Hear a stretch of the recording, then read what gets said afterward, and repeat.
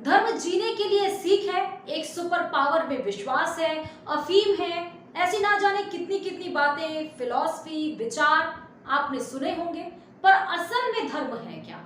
मौजूदा वक्त में देखें तो लगता है कि दो अलग अलग मत को मानने वाले लोगों को लड़ाने का जरिया धर्म बन गया है, जिसमें सबकी अपनी अपनी ढपली है, अपना अपना राग। अभी देश में मंदिर मस्जिद वाली लड़ाई थमी ही थी कि मस्जिद में मंदिर वाली नई जंग ने फिर से हमें वहीं लाकर खड़ा कर दिया, जब लग रहा था कि अब विकास की, बदलाव की, सामाजिक एकता की ही बातें होंगी। ज्यादा ज्ञान नहीं दूंगी, सीधे मुद्दे पर आती हूँ और बात करते हैं नुपुर शर्मा की, जो इसी मस्जिद में मंदिर वाली बहस के दौरान एक टीवी डिबेट पर नबी यानी कि पैगंबर साहब की 9 साल की आयशा से शादी पर ऐसा बयान दे बैठी कि भारत से लेकर कतर तक, पाकिस्तान से लेकर सऊदी तक मुस्लिम धर्म को मानने वाले आग बबूला हो गए और यहीं से असली सवाल शुरू होता है। कुरान में आपके लिखा है बकायदा, उसका मजाक बनाना शुरू कर दूं? 6 साल की बच्ची से ब्याह करके 9 साल में you having sex with prophet Mohammad ने बोलना शुरू कर दूं मैं? हाँ, earth is flat according to Quran 88:20। पहली बात ये कि ठीक है, नुपुर ने गलत कहा, पर जिस तरह से प्रतिक्रियाएं आ रही हैं, उनके सर काटने की, जीभ काटने की, कानपुर प्रयागराज में दंगे की, क्या उसे सही ठहराया जा सकता है? ईश्वर ने तो खुद ही ये सीख दी है कि बुरे पर ध्यान मत दो, अच्छी चीजों को अपनाओ। वो कहानी आपको याद होगी जब बुद्ध को एक व्यक्ति गाली दे रहा था और वो चुपचाप सुनते हुए आगे बढ़ते चले जा रहे थे। जब उनसे पूछा गया तो उन्होंने कहा, गाली उन्होंने स्वीकार ही नहीं की। इसका मतलब वो कि जो गाली दे रहा था वो तो उसी के पास ही रह गया। तो कोई खुदा या फिर ईश्वर को कुछ भी कहे, उससे क्या वाकई फर्क पड़ता है? जो लिखा है वो मैंने बोला है, और अगर वो कहीं गलत है तो मैं, आपको आपत्तिजनक लगता है तो फिर वो तो मैं कहूंगी कि मैंने तो नहीं लिखा।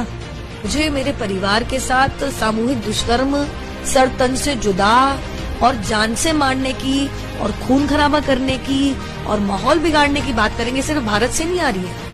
दूसरी बात ये कि नुपुर शर्मा हिंदू धर्म से हैं।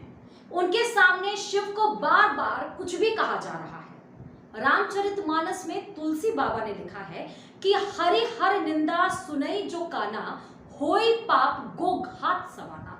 मतलब जो अपने कानों से भगवान विष्णु और शिव की निंदा सुनता है, उसे गौ वध के समान पाप होता है।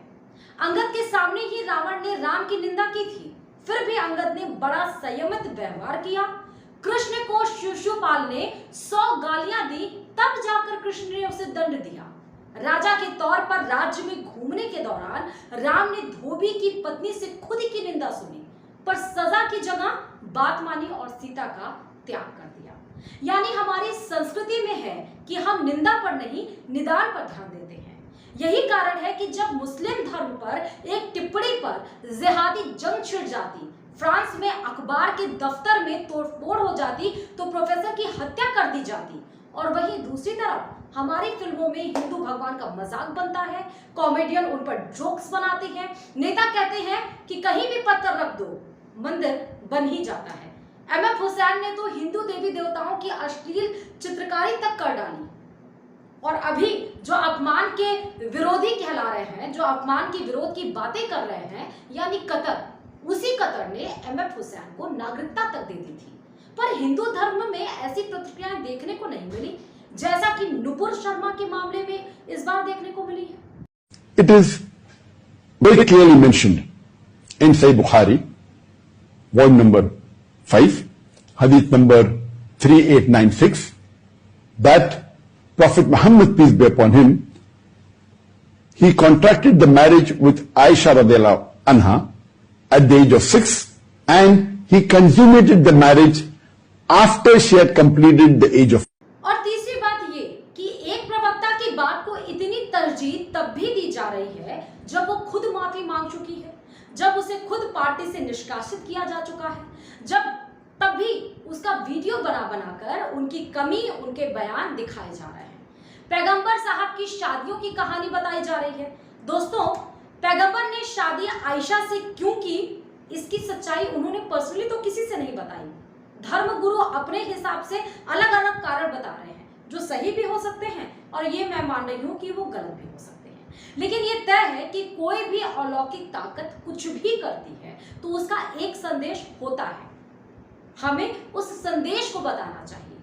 11 शादी ये मसला नहीं होना चाहिए, पर जिनको लड़ना है, समाज में खाई बनवानी है, तो वो यही बताएंगे और इसी पर बढ़ेंगे। हबीब सल्लल्लाहु अलैहि वसल्लम ने 9 साल की आयशा से निकाह इसलिए किया कि इससे पहले जितनी खवातीन निकाह में आई, या तो कोई तलाकशुदा थी या तो कोई बेवा थी और बड़ी उम्र की औरतें थी।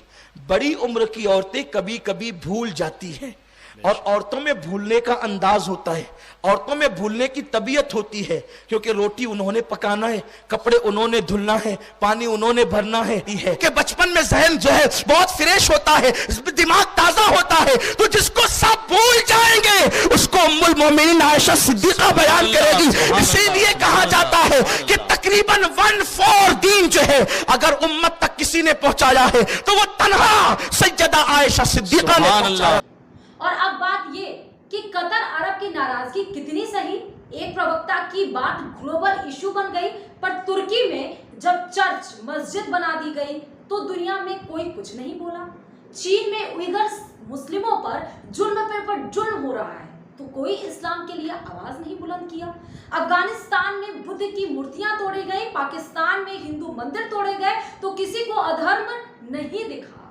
दोस्तों, धर्म कोई प्रोडक्ट नहीं कि सब अपने प्रोडक्ट को अच्छा बताएं, उसकी मार्केटिंग करें और दूसरे के प्रोडक्ट को खराब बताएं। धर्म और धर्म गुरुओं ने सबको साथ ले चलने की बात की, सबके भलाई की, मानवता की बात की, ना कि अपने धर्म के वर्चस्व कायम करने की होड़ होनी चाहिए। रही बात ईश निंदा की, तो कई देशों में इसको लेकर कानून भी बने हैं, लेकिन होना तो यही चाहिए।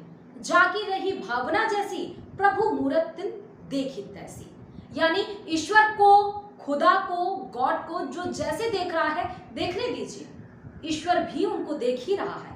उसके लिए शहर शहर हिंसा करने की, फतवा जारी करने की, रेप की, हत्या की धमकी देने की सीख किसी धर्म में नहीं दी गई है, और यही हकीकत भी है।